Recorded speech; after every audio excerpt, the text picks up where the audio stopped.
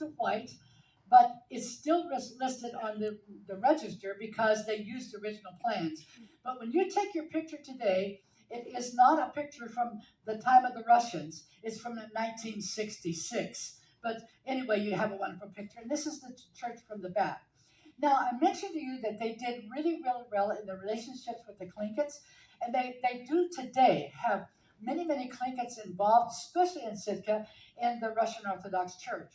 Now, there are Russian Orthodox churches in several other places, Kodiak and Unalaska and Ketchikan and Juneau, not Ketchikan, but Juneau, and Valdez, not Valdez, but Homer in that area. So there are many of them around, but these are Clinkets that were serving in the mission of the church. And these were the Russian bishops that come. And I want you to see this picture. It's very significant to me because these bishops can marry. So you see a couple of them have their wives there.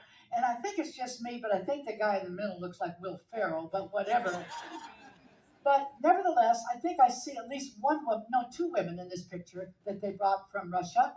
And this is the little Russian Orthodox church in Juneau. This is another Russian Orthodox church. Look at this one, really pretty. This is the diocese, is in Anchorage for the whole state. And this is the one I really, really love. It's in Unalaska where little Benny Benson comes from. Isn't that beautiful? Just a remote. Now, not only did the Russians bring the Russian Orthodox, the Russian Trading Company, not only did they bring the church, but they said we better have some military presence as well. So they built some forts. This one is rather pitiful. It's Fort St. Michael. And this one is at Kodiak. The one that many of you are probably acquainted with, their goal was to go down the coast of California, was right on the coast of Napa Valley at Fort Ross. How many of you have been there? I think a lot of you have. And if you live in Central California, or Northern California as they call it, take a trip up there. It's worth it. It's the last one of them. And of course, now it's in the park systems of the United States. Now, how did it happen that the Russians were so established and yet they sold this place? Well, there was this thing called the Crimean War, and they were battling with Great Britain. And after the Treaty of 1856, they really needed money. They had lost the land. They had lost the war to Great Britain. They felt like that there were no of these otters left. And I put this in here because I want you to know these otters are big. They're not like your little river otters. They're big. They're cute, but they're also mean. But nevertheless, they're really cute. We'll talk about them later. So Tsar Alexander the Great decided that he would sell this no good piece of property. So this is where I call it an empire up for grabs. So who was going to get this land? Well, first of all, it would not be the British. They had just lost the war to Britain. They weren't even going to talk to them. It probably wouldn't be the French because they just sold the Louisiana Purchase. They were in the selling business. The Spanish were out. They just weren't interested. So who was left? Who was left? Well, here's who was left. A little upstart nation less than 100 years old. Yesterday, we celebrated 250 years. So this is about 180 some years ago this happened.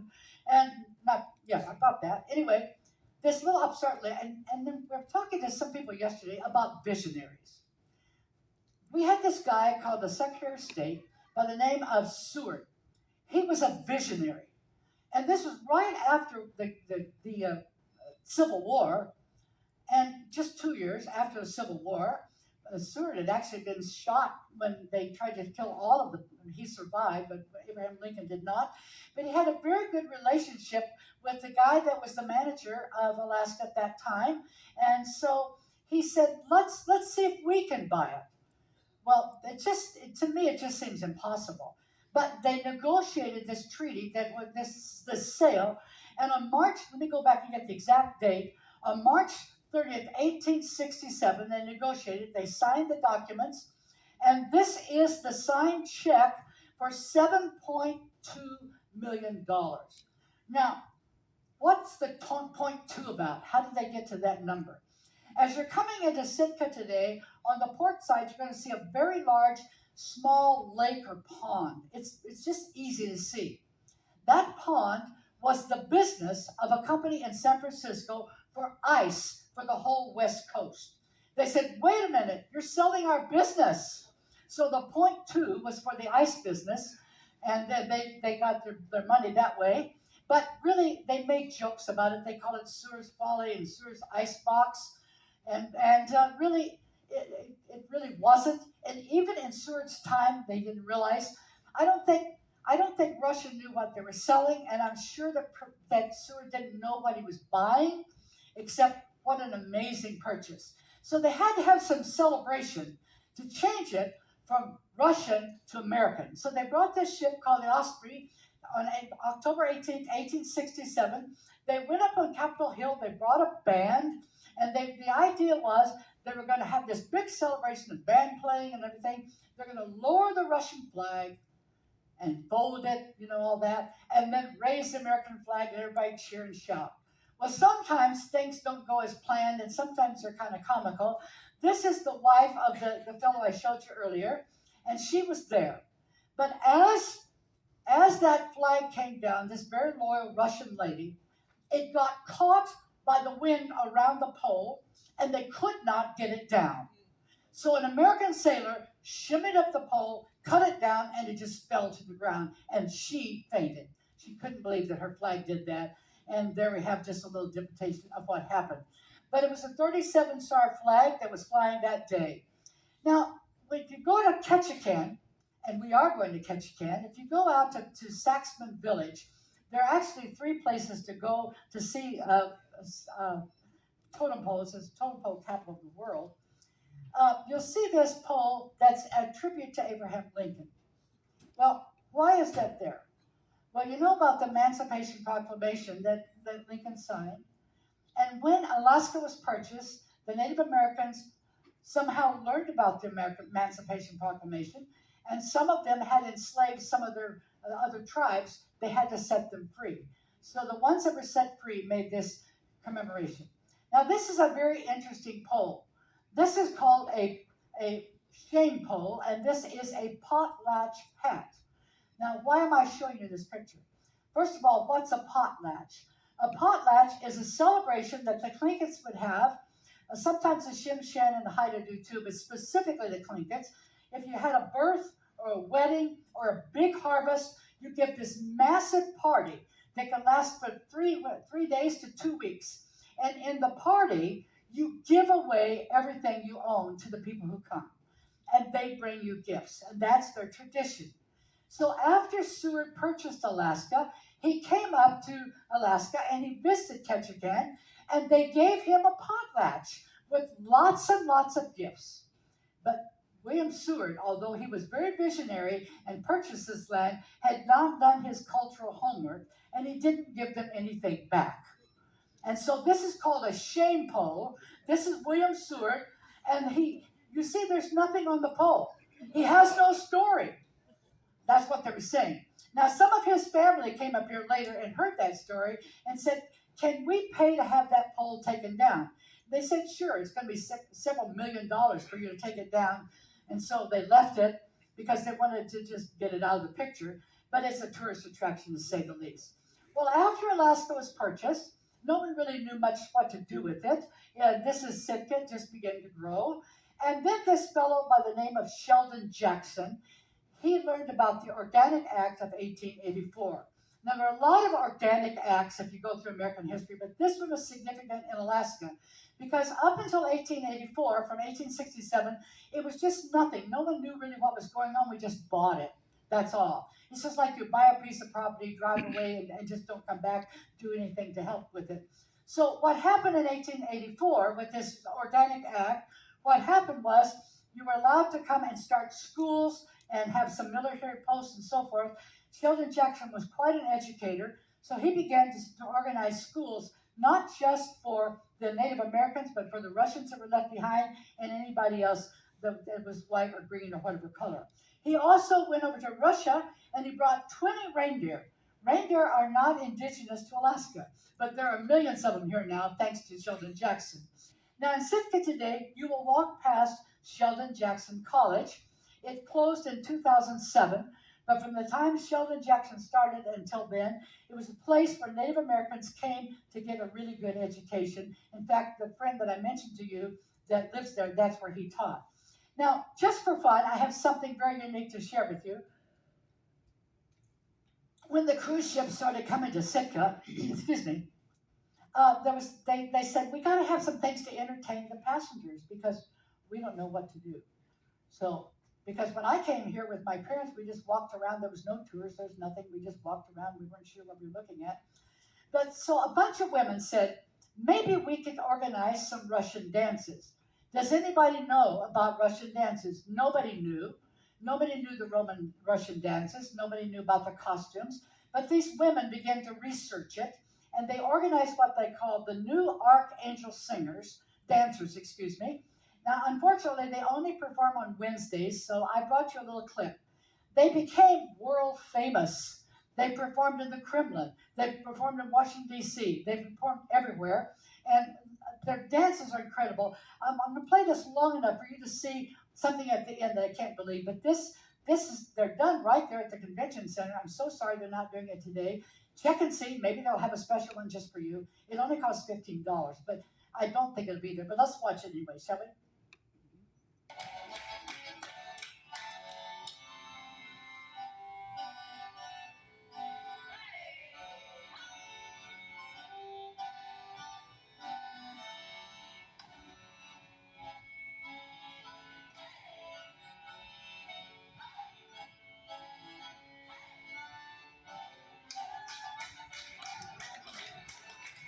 There's more.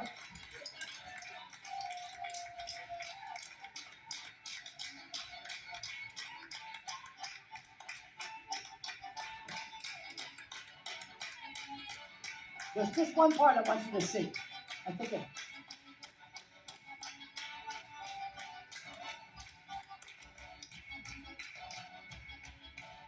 Watch this. It gets better.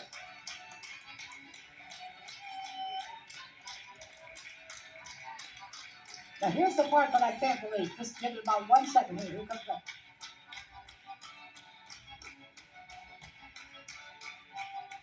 There you go. I can't believe this. We've got some acrobats tonight that can do this kind of thing. But maybe there'll be a special performance today. I would be wonderful if they did. But let's go back to the story of Alaska. By the way, when they got really famous, the men said, "Can we be a part?" And the women said, "No way! You laughed at us when we did it. It's an all women's thing, and it still is." And actually, they retire out of it, and then they're the greeters. That was just one set of costumes. All the costumes are different and really amazing. Now, in Haines, day after tomorrow, you're going to see this fort. It was 45 years as a district before it ever became a territory. And this is Fort William Seward in Haines. Now, I don't really honestly know if the tourists go there, but you can walk there and walk through there. It's just amazing. It was the only fort in Alaska, actually, until World War II. And these beautiful, beautiful, this is Officers Row. You'll see the parade ground and everything there. This was the first fort in Alaska, right at Haines, where we're going to be in a couple of days. So finally, Alaska said, we've been a territory for a long time, and we'd like to be a state for a long. In fact, we lived here during the 40s and 50s, and during that time, there were two presidential elections. My mother and father were not allowed to vote for either one of them. Although we had a senator and two representatives, we could not vote, but they taxed us the income tax. And my dad could never figure that one out. So Alaska developed what they called the Statehood Committee. And what they did, they reviewed different statehood constitutions. And they say that because of that, there's possibly the purest state constitution that you can find. And what happened was they discovered that they followed what they called the Tennessee Plan. They discovered that when Tennessee became a state, it was in a similar situation where they weren't letting them come in. And so they just showed up and they said, "We're not going to leave Washington until you make us a state." So Alaska said, "That's a good idea." So they just showed up and said they weren't going to leave. So finally, on May 28, 1958, President Eisenhower, along with Vice President Nixon, signed the Statehood Act, and Alaska was to be announced to be the 49th state the next year. And This is what happened on July 3rd, 1959, January 3rd. This is Governor Stepovich, and of course the Secretary of Interior, and big headlines in the Anchorage paper. Well, ladies and gentlemen, this is what I call an empire up for grabs. As an American, and a proud American, let me back up, we're not ready for that. As a proud American, I cannot believe that this was able to happen. But the fact that they were able to negotiate it, if you look at the world situation today, what an amazing thing that we have this. So thank you very much for coming to Russia with love. Thank you. Now, before you leave, I have a very, turn the lights back down. I have a very special video. If we can bring the lights back down.